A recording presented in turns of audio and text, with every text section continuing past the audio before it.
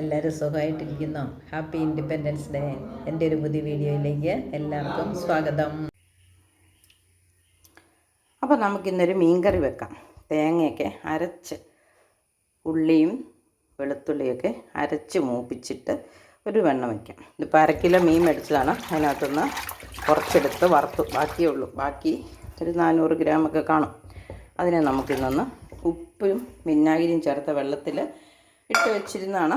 അപ്പോൾ ഇനി അത് നമുക്ക് 2-3 പ്രാവശ്യം കഴുകിയെടുത്ത് റെഡിയാക്കാം. നമുക്ക് മീൻ കറിക്ക് വേണ്ട അരപ്പ് റെഡിയാക്കാം. അപ്പോൾ അതിനൊരു 10-15 വെളുത്തുള്ളി അല്ലിയുണ്ട്. ഒപ്പം തന്നെ ഇഞ്ചിയുണ്ട്. ഒരു 10-12 കൊച്ചുള്ളിയും കൂടി ഇടുവാണ് ഇനി അതിനകത്ത്.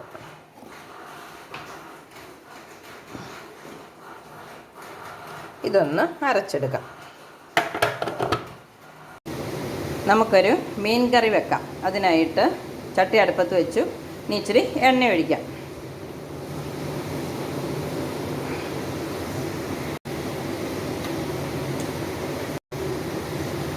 എണ്ണ ഒഴിച്ചു, കടുകിട്ടു, ഉലുവയും ഇട്ട് കൊടുത്തു.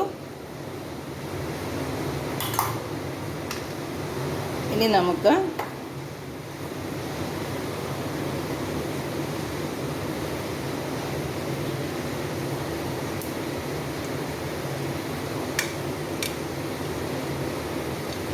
കടുക് പൊട്ടി ഉള്ളി ഇട്ട് കൊടുക്കാം.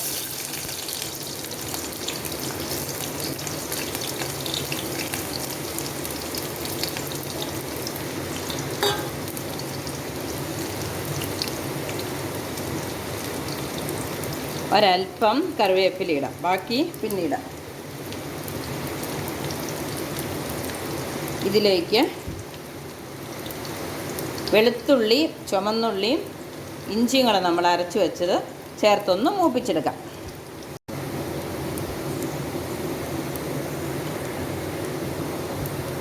ഉള്ളി മൂത്ത് തുടങ്ങിയിട്ടുണ്ട്.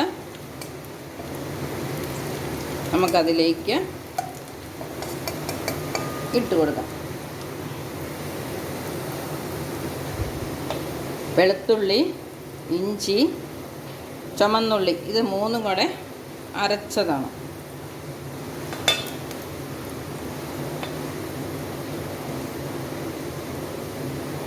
നമുക്ക് ചേർത്ത് കൊടുക്കാം. തീ ഒന്ന് കുറയ്ക്കാം.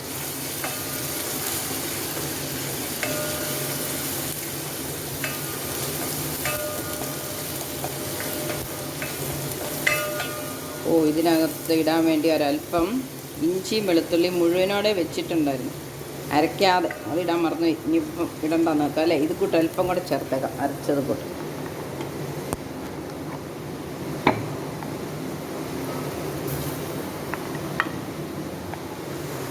സാധാരണ അല്പം ഇഞ്ചിയും വെളുത്തുള്ളിയും എണ്ണയ്ക്കകത്ത് മൂപ്പിക്കാനും കൂടി ഇടുമായിരുന്നു, അരയ്ക്കാത്തത്. ഒരു പ്രാവശ്യം ഇട്ടില്ല. അപ്പോൾ ഇനി നമുക്കിത് മൂത്ത് കഴിയുമ്പം മുളക് പൊടി ഇടാം. മഞ്ഞൾ പൊടിയും അല്പം മല്ലിപ്പൊടി, കാശ്മീരി മുളക് പൊടിയും ഒരല്പം മല്ലിപ്പൊടി. മുളക് പൊടി ഇടുന്നതിൻ്റെ ഒരു 1/3 മല്ലിപ്പൊടി ഇടുള്ളൂ. മഞ്ഞൾ പൊടിയും ആവശ്യത്തിന് ഇടാം.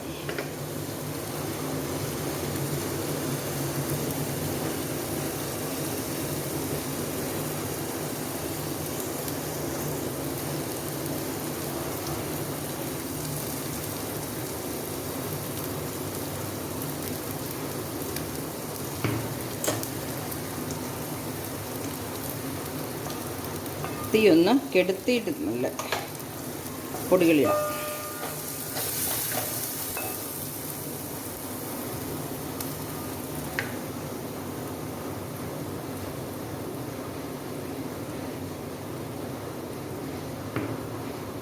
ഒരു 1.5 ടേബിൾ സ്പൂണോളം മുളക് പൊടി ഇട്ടിട്ടുണ്ട്.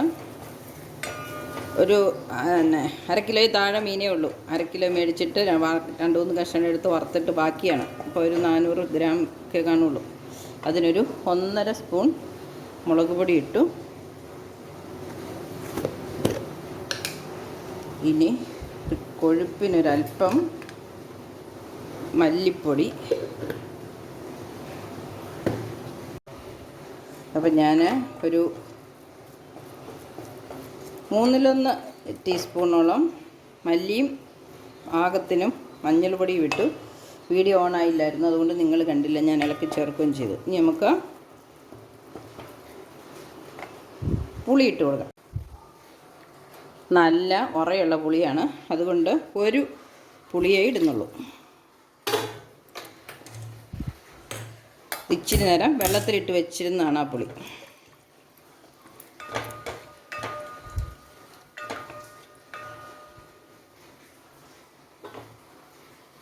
അതൊന്ന് തിളച്ച് വരട്ടെ. ഇവിടെ മിക്സിയുടെ ജാറെടുത്തു. ഒരു 2 ടേബിൾ സ്പൂൺ, ഒരു പിടി തേങ്ങ, അല്പം ഫ്രിഡ്ജിലിരുന്നായതുകൊണ്ട് നമുക്കൊരല്പം ചൂടുവെള്ളം ഒഴിച്ച് ഇതൊന്ന് അരച്ചെടുക്കാം.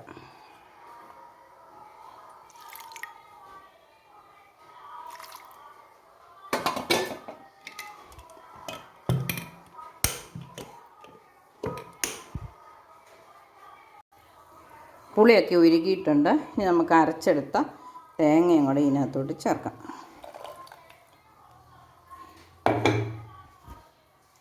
കഷ്ണമില്ലെന്നേ ഉള്ളൂ, മീൻകറി പോലെ ആയി അല്ലേ. തിളച്ച് വരുന്നുണ്ട്. ഇത് നമുക്കെടുത്ത് മീനിനകത്തേക്ക് ഒഴിക്കാം. ഇതിവിടെ മഞ്ഞളും ഉപ്പും വിനാഗിരിയൊക്കെ ഇട്ട് റെഡിയാക്കി കഴുകിയെടുത്ത മീനാണ്. അതിലേക്ക് ഒഴിച്ചു. ഇനി നമുക്കിത് അടുപ്പത്തേക്ക് വെക്കാം. ആ മൺചട്ടിക്കകത്ത് തന്നെയാണ് നമ്മൾ കടുക് പൊട്ടിച്ചെങ്കിൽ നമുക്ക് ആ തിളയ്ക്കുമ്പോൾ അതിനകത്തോട്ട് കഷ്ണം ഇട്ടാൽ മതിയായിരുന്നു. അങ്ങനെ തിളപ്പിച്ച് ചട്ടിയുടെ അടിയൊക്കെ വിണ്ട് കയറി തുടങ്ങി. അതുകൊണ്ട് വേറൊരു പാത്രത്തിൽ കടുക് പൊട്ടിച്ച് ഇതിനകത്തേക്ക് ചേർക്കുക ചെയ്ത്. ഇനി ഇതിനകത്ത് ഉപ്പ് ചേർക്കണം. തിളച്ചിട്ട് അല്പം ഉപ്പിട്ട് വെച്ചിരുന്ന മീനാണ്. ഒരല്പം ഉപ്പ് ചേർക്കാം, പോരാത്തത് പിന്നെ ചേർക്കാം.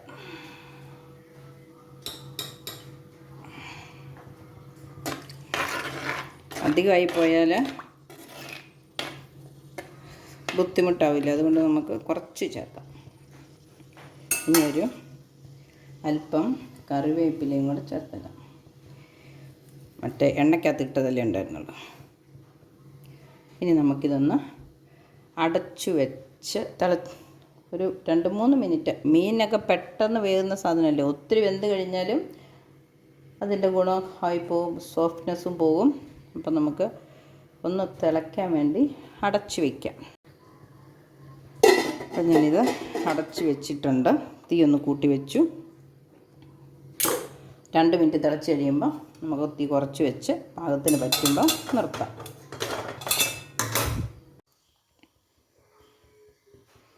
നമ്മുടെ മീൻകറി പാകത്തിന് പറ്റി. ചാറൊക്കെ നല്ല കൊഴുത്തു.